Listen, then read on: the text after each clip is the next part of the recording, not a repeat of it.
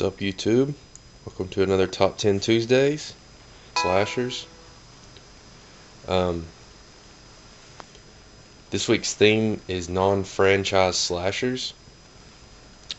So, it's kind of up for debate on exactly that cutoff. I believe a franchise, what I've always thought was when it has more than a trilogy.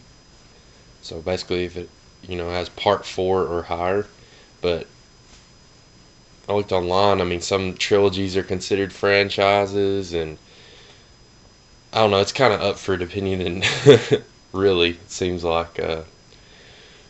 But, I went with anything that has a trilogy or lower. That's what I'm going by. And most of these don't even have a sequel. I think one only has like a part 2 or something. So let's get right into it. Most of my picks are pretty old school, mostly 80s stuff. So I had to give some love to the new age slashers, some newer stuff. So one I picked is Stitches. Great clown slasher. I can't suggest this one enough. Over top comedy. It is so it's so awesome. Over the top, just badass, but really cool story, and the kills are done well. I can't say anything bad about this. And I just thought of a film that I should have put in this list. I'll go ahead and throw it an honorable mention. Because I was originally going to do only part 1s. And that's Gutterballs. And I know they're going to make a 2 and 3. But Gutterballs would definitely be on this list. I just now thought of that. Great shit. But anyway, moving on. Number 9. Grindhouse releasing version, deluxe edition of Pieces. This flick just kicks major ass. The story's kind of goofy. It's not the best storyline possibly ever, but I don't know. I enjoy the hell out of this flick, and especially the gore. It's awesome. The huge chainsaw. Pieces of the shit. Some recent pickups I've just got a Synapse Blue upgrade, but I've always dug this flick, and I'm so glad to have a beautiful picture quality version of this flick, and that's Curtains. Everybody knows about this. It's called Classic, but yeah, one of the best slashers for sure, in my opinion. All in a secluded mansion. It's kind of, all set in one place for the most part, but it's a fun time. Number 7 is The Stepfather. This is one growing up I always dug. It's always stuck with me. Part 2 really kicks ass as well. But Terry O'Quinn really plays a great, sinister bad guy. Creepy, great performance on this for sure. And I do prefer the first one to the second one if I had to pick, though. This one, I don't know, it feels a little more dark. It's a little more dark setting, and kind of almost campy in a way or something. I don't know how to describe it. Number 6. Another one I just recently picked up, the Synapse Blue of. And holy shit, did this director's cut improve so much over the Full Moon version. Intruder, though, definitely up there. Might be some of my favorite gore. It and The Prowler are probably some of my all-time favorite slasher gore.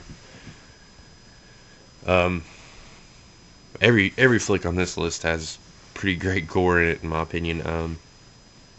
But yeah, it's always funny to see Sam Raimi acting in this, and I don't know, I'm a fan of Scott Spiegel's work, honestly, really am.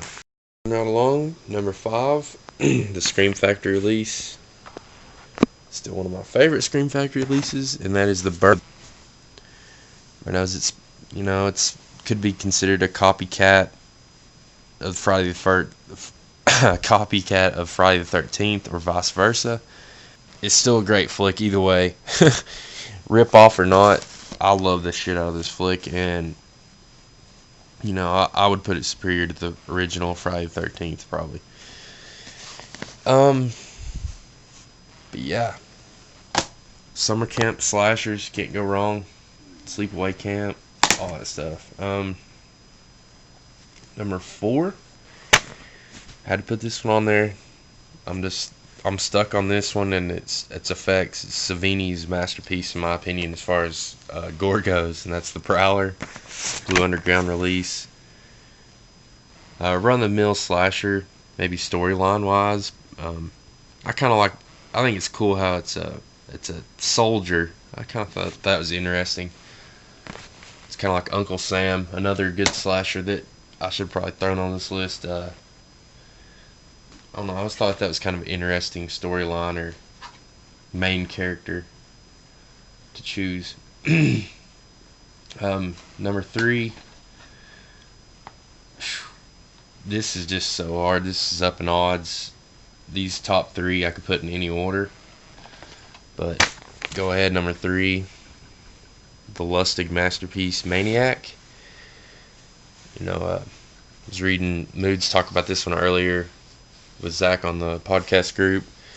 You know, it, like he was saying, it was just broke the walls down. It's not your conceptual slasher, and that's for sure. I mean, it's, you know, it has an art house fucking crazy style to it. It's, I don't know how to explain it. It's just a beautifully shot film. It's not anything you're ever going to see in a slasher film. I can't think of any movie that really captures the feel and look that Maniac does. It's creepy as hell. It's so good. I love the mannequin stuff on that. It's cool. Number 2, I could put this number 1 or 3 either way. This is Killer Party. I can throw this in any list, pretty much top 10 Tuesdays. It's like, yeah, I'll throw this in here because I mean it has every style. It's not just a straight up slasher, that's for sure. I think it says in the back, I think like slasher horror musical sex comedy. So you know, you could probably even throw it's possession. It's fucking, oh man, I love the hell out of this flick. But yeah, Killer Party, batshit crazy. And number 1, just an absolute classic in my opinion, and it shaped so many slashers, and that is Black Christmas, Bob Clark classic, and can't go wrong with it in my opinion. It's dark, it's atmospheric, it's one of those that I think you could classify as just a pure horror film, and there might be a comic relief laugh here and there, but it's just pretty much straight up suspense and horror, and it's hella well done. And that's number 1's Black Christmas. Number 2, we had Killer Party. Number 3, we had Maniac. 4, The Prowler. 5, The Burning. 6, Intruder. Stepfather 7. 8, Curtains. 9, Pieces. And 10, Stitches. So hell yeah, check out everybody else's top 10s. Really dug this week's list.